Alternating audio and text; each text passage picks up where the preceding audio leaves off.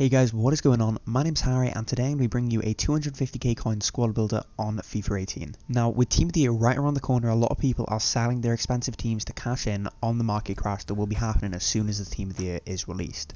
The team that I'm going to be showing you guys today is perfect for everyone looking to get an overpowered team to play Weekend League with, and it's not too expensive, meaning that anyone that's looking to cash in on the market crash isn't going to be losing a load of coins, and in the meantime they can have an insane team to play with. Starting off with a goalkeeper, we're going to be going with Farman. Now Farman can be seen in a load of great teams. A lot of pros use him in their legend squads. That's how good of a goalkeeper he is, and for the price that you're paying for him, you really can't go wrong. Farman is also 6'5" and has the saves with feet trait. The saves with feet trait can be found on a load of overpowered goalkeepers like Begovic and Farman, and also great goalkeepers like De Gea. Moving on to the right back, we have Karsdorp. Now Karsdorp is a very fast, well-rounded card. Obviously not quite as well-rounded as Florenzi, but in the pace department he does really make up for it. Karsdorp has a 4-star weak foot, meaning that he can play passes out from the back really fine on either foot, and he's also 6 foot tall, meaning that any headers that he might be in the box for, he should be able to contend with. Right next to him, we have Manolas. Now Manolas, like Karsdorp, is very overpowered, he's quite cheap, and he's 6'2". Now obviously height is a very important part of a defender's game, and 6'2" is a very good height for him. Manolas has 80 pace, meaning that he's not going to have any problems chasing down any of those fast players like Aubameyang or Gabriel Jesus, and he's also got low to high work rates, meaning that he's going to stay back and he won't be pushing forward. Partnered up with Manolas, we have Jerome Boateng. Now Jerome Boateng is one of the best centre backs in world football at the moment. He's an absolute beast on this game and he has great stats to show for it. His 88 defending and 84 physical mean that he's a very good defensive player. He's going to be winning headers, he's going to be winning tackles, and he's going to be throwing weaker players off the ball completely. Boateng is also 6'4", meaning he's going to be great in the air attacking and defensively, so you really won't have problems with players that like to cross it in. Boateng is also a great passer with 72 passing. Obviously that's quite reasonable for a centre mid card, but obviously for a defender that's very good. He also has 4-star weak foot, meaning he's going to be able to play out from the back on either foot. Up next we have Brzezinski. Now Brzezinski is a bit of a weak link to the team. He's not as good as the rest of the team, but he's still a very good player to have in the squad anyway. Just like Karsdorp, he's relatively fast and he has decent well-rounded stats, having good dribbling, passing, defending and physical, which is always good for a fullback. Just like Boateng as well, Brzezinski does have 4-star weak foot, meaning he's be able to play out from the back on either foot, which is very good when he's going down the line and attacking.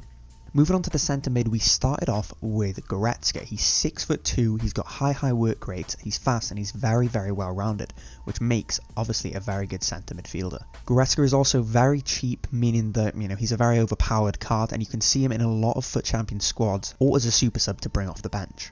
His height and his speed also make him a very hard player to stop once he gets going, and he's very good at getting through, playing the assist or getting the goal. Next up we have Bakayoko. Now Bakayoko is very overpowered and he's very good. He's got good pace, good defending and good physical with decent dribbling and passing, but it's really his shooting that lets him down going forward.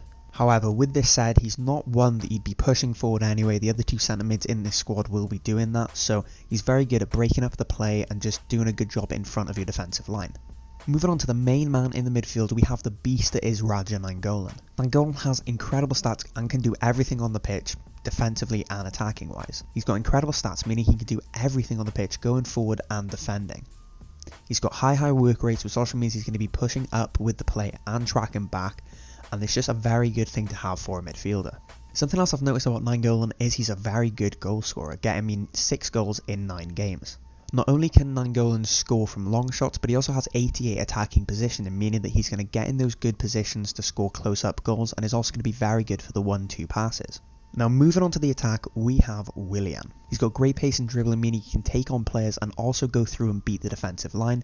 He's got high as well, which means he pushes forward but also tracks back to win that ball in the midfield and then play it forward to the other 2 attackers. Moving on to the left wing position, we have Martial. Now Martial is a known player, he's very good and he's very overpowered on the game. Martial has great pace, strength and dribbling, meaning he's going to be able to beat his man, whether it's using his pace, using his strength, or also just taking him on and dribbling past him. Once he gets into that final third as well, he can also finish from realistically anyway. He's got great finesse shots, decent long shots and just very good finishing in general. Now finally we move on to the striker, which is going to be Gabriel Jesus, another very overpowered Premier League player that people have been using for a very long time. He's got great pace, great dribbling and great finishing. He's got the 4-star weak foot and 4-star skill moves again, just like the other 2 attackers, and this guy will just go into games and get you the goals that you need. Now guys, in game I do swap formations to the 4-1-2-1-2. The 4-1-2-1-2 second variation is a very good counter-attacking formation. Well, just attacking in general, it's really going to help you go forward and get those goals you need to win games. The 4-1-2-1-2, however, isn't as good defensively as the 4-2-3-1, but the good defenders in this team and the really good CDM in Bakayoko is going to really help your defending and make it quite easy for you to hold a good back line. Moving on to the player instructions, I keep both my fullbacks on stay back while attacking. This really helps us to keep a solid defensive line. Like I said, it's not the best defensive formation, and we already have good players in the attack to go and get us the goals we need. Moving on to the CDM, I tell Bakayoko to stay back while attacking as well. Like our fullbacks, it's just to keep a strong defensive line while our other midfielders and attackers go and get us the goals. Now, the two centre mids and the cam I leave the same. I like the way the centre mids move up together and push back with the defence, and I like the way that Willian tracks back to get the ball and then pushes up with the attack. Moving on to the strikers, I have them both on getting behind and press back line. This means they're going to be putting a lot of pressure on the defenders and hopefully causing them to make a mistake, which means we can get an easy goal. But also with their pace, they're very good at getting in behind anyway, so this just helps them push forward for that 1-2 pass or wide through ball. Now, moving on to the custom tactics, I just want to say these are different for everyone and mine have been adapted over time to suit the patches and stuff, and they're really there to fit my playstyle. However, if you do want to copy them, feel free. They're good for very fast attacks and winning the ball back quickly to counter-attack, which really suits the formation, the instructions and the players we've got in the team. Now guys, I've got some gameplay for you. This team was very, very good. It's very good defensively, obviously with those two really good centre-backs, Manolas and Boateng. With his 88 defending, Boateng is very good at getting those last-ditch tackles in, and he's also got good passing and weak foot, like I previously said, so we can get the ball out and start up a counter-attack very quickly. Now, even though I did say Brzezinski was the weak link of the team, I didn't really notice him too much. He didn't play badly, he wasn't exceptionally good either, but for a fullback, all you really want is for them to stay back, get those tackles in, and play it off to the midfielders and attackers to create the goals. Moving on to the midfield was really good. The two centre mids working up and down the pitch, getting goals and assists and also helping out in the defence. The CDM Bakayoko was very good at breaking up the play and passing it on to the centre mids. Obviously he's not very good going forward, but the custom tactics and the instructions we put on the team really keeps him back and helps him just to sit in front of that back line. Now in the attack, Willian was definitely the weaker link. He's obviously not as good as Martial and Gabriel Jesus, but he's very good in that cam role. He's got a good weak foot, good passing, good dribbling and pace, meaning that not only can he go forward, beat players, create space and also score goals, but he can also pass the ball through to the other two strikers who are going to get a lot of goals on their own. Now the two strikers are really good, they're very fast, they're very good at dribbling and they can both finish very well. They've got the 4-star weak foot and the 4-star skill moves, meaning that they can score on either foot and also use their skill moves to get past players and create space, which they can then finish off with their very good shooting. Gabriel Jesus is more of the finisher in this side, and I noticed Martial to be assisting a lot more, but either way it works very well in the attack and I was getting a lot of goals in both divisions and FUT Champions.